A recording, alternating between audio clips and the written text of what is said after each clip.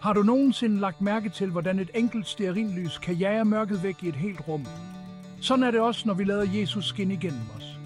Vores verden er fuld af skygger, fuld af smerte og forvirring. Men vi, som Jesu disciple, bærer verdens lys i os. Jesus sagde, jeg er verdens lys. Den, der følger mig, skal aldrig vandre i mørket, men have livets lys. Når vi kommer tæt på Jesus, spredes hans lys helt naturligt til vores liv. Det ændrer hvordan vi ser verden, og hvordan verden ser os. Tænk på, hvordan Jesus levede. Han trøstede de syge. Han talte sandhed med frimodighed. Han søgte vejledning hos sin far.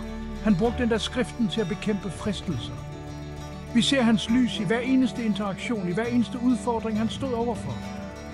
Vi er kaldet til at være som Jesus, at reflektere hans lys i en verden, der desperat længes efter håb. Det betyder ikke, at vi ikke vil møde udfordringer eller tvivl. Men det betyder, at vi møder dem med tillid til, at Kristi lys i os er stærkere end et hvert mørke, vi støder på.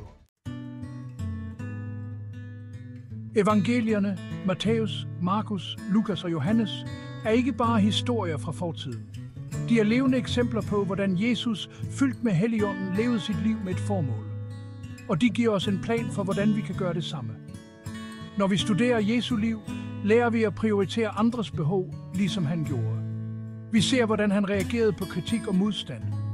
Vi er vidner til hans urokkelige kærlighed til de fortabte og dem, der lider.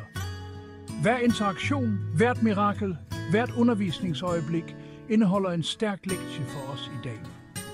Gennem evangelierne ser vi tilgivelsens kraft, bønnens betydning og den transformerende kraft i Guds kærlighed.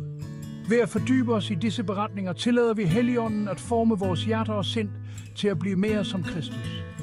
Og når vi bliver mere som ham, skinner vores lys stærkere og oplyser vejen for andre, så de kan finde vej til ham.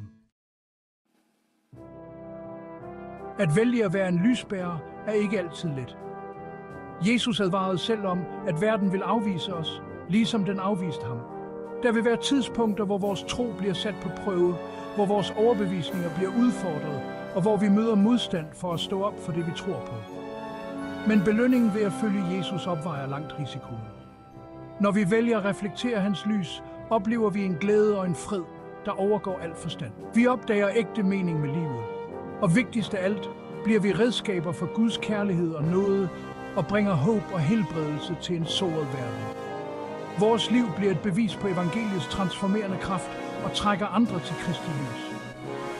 Husk, jo mørkere natten er, jo klarere skinner vores lys. Lad os ikke være bange for at skille os ud, for at være anderledes, for at lade vores lys skinne så klart, at andre bliver tiltrukket af kilden til vores håb.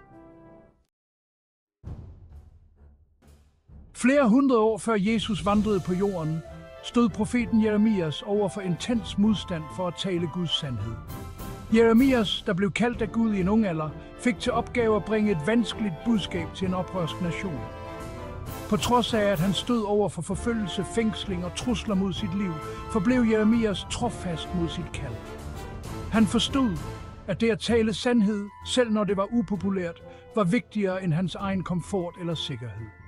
Jeremias liv tjener som en stærk påmindelse om, at det at følge Gud ofte kræver mod og ukuelighed.